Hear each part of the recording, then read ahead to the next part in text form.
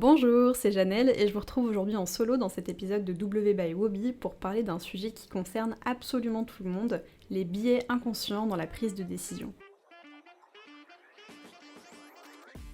On va déjà commencer par la base et expliquer de quoi on parle avec cette notion de biais inconscient. En fait, c'est une sorte de raccourci mental, c'est un peu comme une autoroute rapide que votre cerveau va prendre et ça sans même s'en rendre compte. Et c'est des raccourcis qui nous permettent dans la vie de tous les jours de prendre des décisions plus vite. Le seul problème avec ça, c'est que c'est des raccourcis qui ne sont pas toujours bons pour nous. Et en fait, ces petites pensées automatiques, elles viennent orienter nos choix, mais sans qu'on sache vraiment pourquoi, et parfois même sans qu'on le veuille vraiment.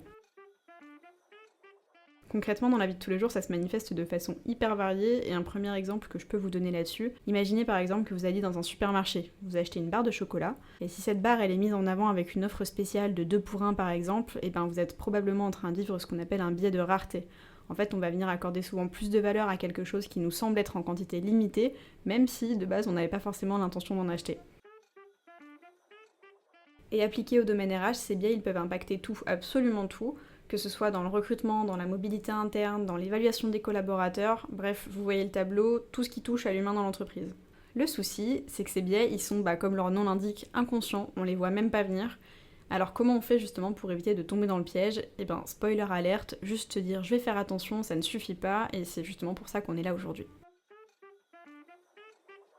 Pour illustrer et pour appliquer ça au monde des RH, je vais vous donner 4 exemples de biais concrets et surtout qui sont hyper courants. Petite mise en situation, imaginez un entretien d'embauche. Vous avez un candidat qui, par hasard, adore le même sport que vous, qui a fait la même école, qui vit à côté de chez vous. Bref, vous avez plein de points communs, et le résultat avec tout ça, c'est que vous allez le trouver super compétent sans même avoir pris le temps d'évaluer son parcours en profondeur. Ça, c'est ce qu'on appelle le biais de similarité. En fait, notre cerveau, il aime ce qui lui est familier, c'est rassurant, et du coup, on est beaucoup plus indulgent avec quelqu'un qui nous ressemble, même si cette ressemblance, elle a rien à voir au final avec ses compétences. Un autre exemple, vous avez par exemple un premier ressenti sur un candidat ou une candidate, et ensuite tout ce que vous allez voir dans son comportement va juste confirmer cette première impression.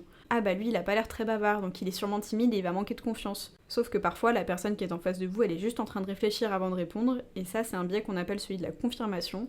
En fait on va venir voir ce qui va dans le sens de ce qu'on croit déjà, et on va finalement ignorer tout le reste.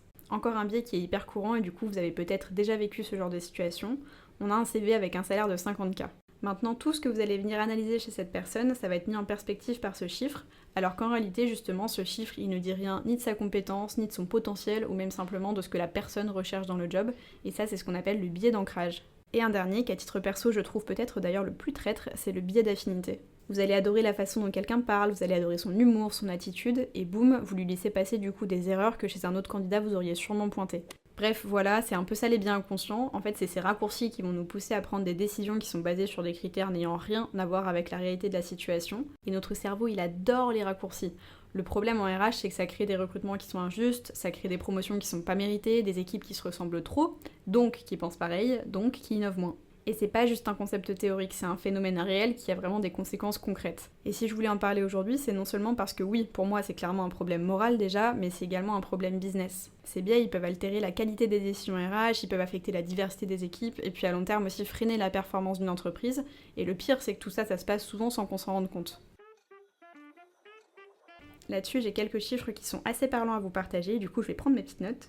Le premier par exemple, qui est pas le plus étonnant, est-ce que vous saviez que les femmes ont 25% moins de chances d'être recrutées que les hommes pour un même poste, et ça si elles ont des qualifications identiques? C'est un chiffre qui vient d'une étude menée par le Harvard Business Review, et là-dessus clairement il y a un biais de genre qui peut jouer un rôle énorme, souvent sans que les recruteurs en aient conscience, et même les recruteurs les plus conscients de ces biais, ils peuvent être influencés par des stéréotypes de genre, et ça derrière bien sûr ça va créer un déséquilibre assez profond dans la composition des équipes. Il y a une deuxième stat que j'aime bien là-dessus, elle vient d'une étude qui a été menée par McKinsey et qui met en lumière le fait que les entreprises les plus diversifiées ont 33% plus de chances d'être plus rentables. Et pourtant, malgré l'importance de la diversité, aujourd'hui on en entend parler partout, on sait que les biais inconscients ils peuvent quand même faire pencher la balance et mener à des choix qui favorisent pas cette diversité. Il y a un exemple classique, c'est les recruteurs qui peuvent avoir tendance à favoriser des candidats qui vont leur ressembler, soit au niveau de la culture, des études ou même parfois de l'âge, et ça va venir forcément limiter la diversité des profils qui sont recrutés.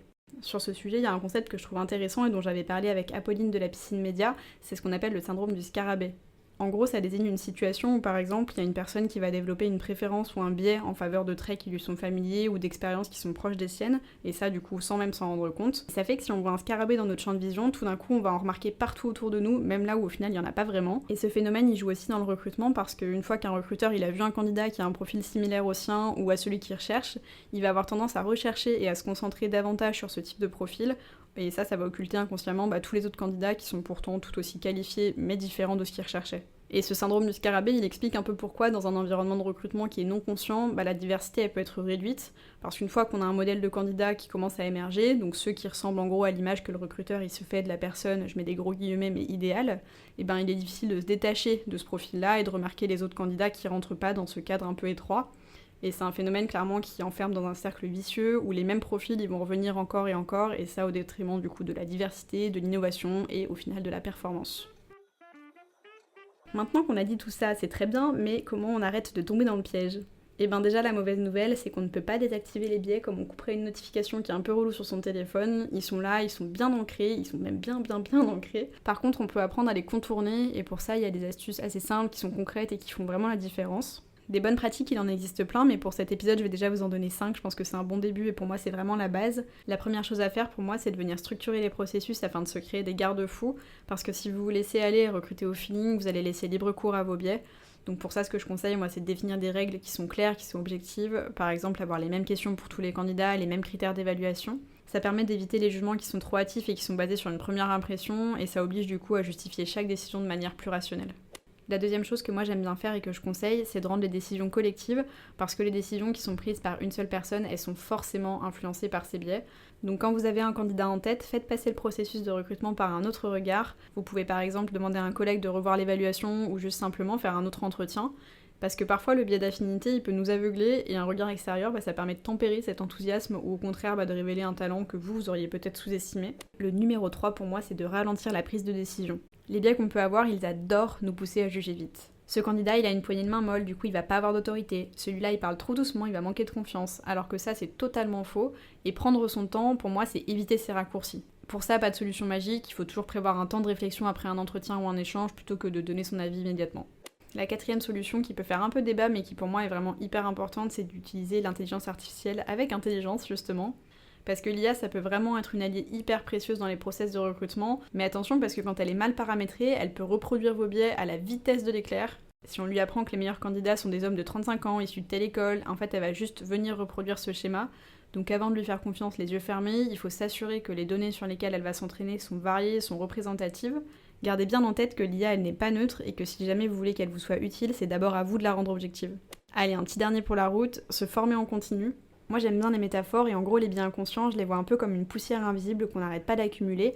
On la voit pas au quotidien, pourtant elle est bien là. Et pour éviter qu'elle s'entasse et qu'elle vienne influencer nos décisions, il faut vraiment se remettre en question régulièrement. Se former, lire, échanger sur ses biais par exemple, c'est essentiel, parce que plus on connaît nos propres filtres mentaux, plus on peut les neutraliser. Et c'est pas une formation qu'on peut faire comme ça en une fois, c'est vraiment un travail qui est constant, c'est au final comme l'entretien d'un muscle, il faut l'entraîner encore et encore et encore.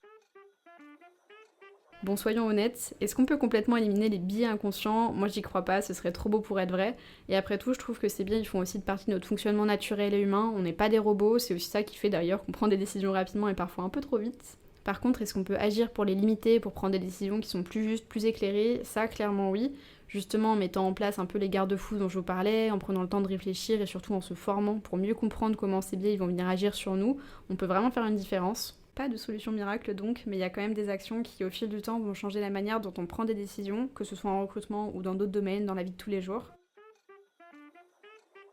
Je vous remercie d'avoir écouté cet épisode de W by Wobby, et si ça vous a parlé, n'hésitez pas à le partager à vos collègues, à vos amis ou à n'importe qui d'ailleurs qui pourrait se reconnaître dans ces sujets. Et d'ici le prochain épisode, je vous invite à continuer à observer vos décisions, à remettre en question vos jugements et surtout à démasquer ces biais.